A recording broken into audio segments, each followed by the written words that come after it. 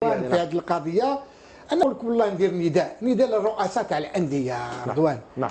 نداء للرؤساء تاع الانديه نقول لهم يعني جيبوا الاطباء وديروا دي زاناليز وينوبيني في التدريب، لان اللاعبين تاعنا اليوم حاشا اللي ما يستاهلش، ولكن موجودين كثير. لا ولكن انا حبيت هنا نفتح قوس على هذه القضيه. نكمل لك وافتح قوس. لا نفتح لك قوس هنا. كي قلت كاين لاعبين كثير، كاين لاعبين يتم التستر عليهم.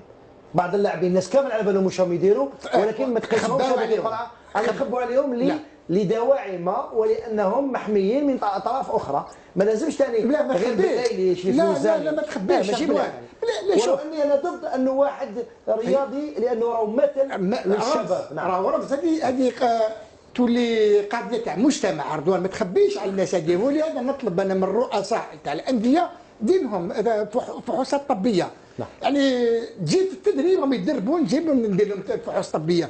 وزين اليوم هشام من تبع انت تقول لي الرؤساء يديروا. انا نعرف بعض الرؤساء هما يروحوا يسهروا معي جوار تاع واحد. اسمح لي رضوان. نكمل لك باك جمال ونحبس انايا. نكمل لك هذه. تفضل. اليوم من اين اتى بها شريف الوزاني؟ صح انا معك في هذا. من اين اتى بالكوكايين؟ ولا بد شريف الوزاني اليوم تدخل نروح البينال نعاقبوا رياضيا. قلناها في قضيه بالليلي ولم يحدث شيء. لو درنا في قضيه بالليلي كان هذوك الناس اللي باعوا بالليلي كانوا يتحكموا. اليوم لابد شريف باش نحميو اطفال